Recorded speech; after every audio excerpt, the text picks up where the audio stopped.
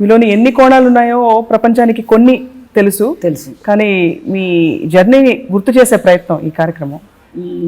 నా acting life నా 7th ఇయర్లో స్టార్ట్ అయింది.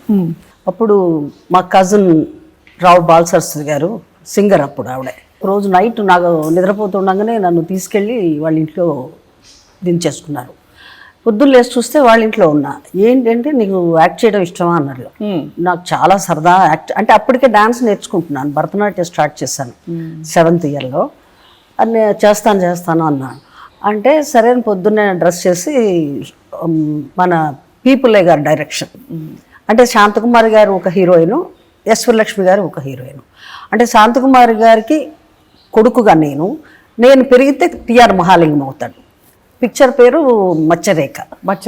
అలాగ 2-3 సినిమాలు, మనంపోల మాంగళ్యం అనే ఒక సినిమా, అందులో సావిత్రి గారు, జమినీ గణేషన్ హీరో. తమిళ్. పాండురంగ మహత్యం ఇదన్నీ దీని తర్వాత సింగారి, మనంపోల మాంగళ్యం, మచ్చరేఖ, ఈ 3 సినిమాలు అయింది. దానికి మధ్యన బెంగాలీ సినిమా అంటే ఏవేం వాళ్ళది, అదొకటి చేశాను. అది అయిన తర్వాత పాండురంగ మహత్యం. ఇట్లా అమ్మాయిలు అందరినీ సెలెక్ట్ చేస్తున్నారంటే సరే వెళ్తే ఎన్టీ రామారావు కూర్చున్నారు. ఫస్ట్ టైం ఆయన చూడడం. ఇక్కడ అమ్మ అన్నారు.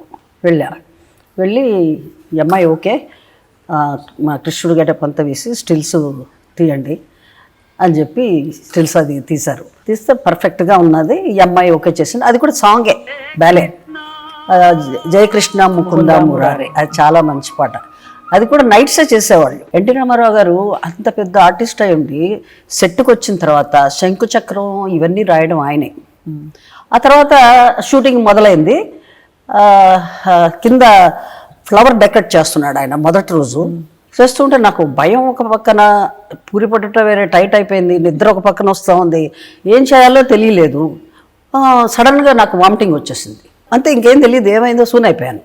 అయ్యో, ఆ తర్వాత ఏమైందన్నారు. ఏమైందంటే దిష్టి తగిలింది కృష్ణకి అని పెద్ద గుమ్మడికాయ తెప్పించి దిష్టి చుట్టించి, అంటే చెప్తున్నాను ఆ రోజుల్లో ఉన్న ఒక ఎఫెక్షన్ ఇవన్నీ ఇప్పుడు తక్కువ కమర్షియల్ అయిపోయింది.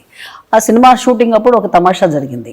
అదేంటంటే ఆయన వాళ్ళ తల్లికి సేవ చేస్తూ ఉంటాడు. కృష్ణుడు ఇంటి ముందుకు వచ్చి, భక్త నేను వచ్చాను, నాకు కాళ్ళు కాలుతున్నాయి, నన్ను లోపలికి పిల్లు అంటే, కుదరదు, మా అమ్మ నాన్నకు సేవ చేస్తున్నాను, నువ్వు కొంచెంసేపు అక్కడెక్కడన్నా ఉండు అని చెప్తాడు. చెప్పిన తర్వాత అక్కడ ఉన్నప్పుడు ఏమవుతుంది, అక్కడ ఒక బండరాయి ఉంటుంది. ఆ బండరాయి మీద కాలు పెడితే అది దేవేంద్రుడు అయిపోతాడు. అది షాట్ తీస్తుండేటప్పటికి నేను కాలు పెట్టాను, ఆ షాట్ అయింది, దేవేంద్రుడు రావాలి స్టాప్ బ్లాక్లో అనమాట.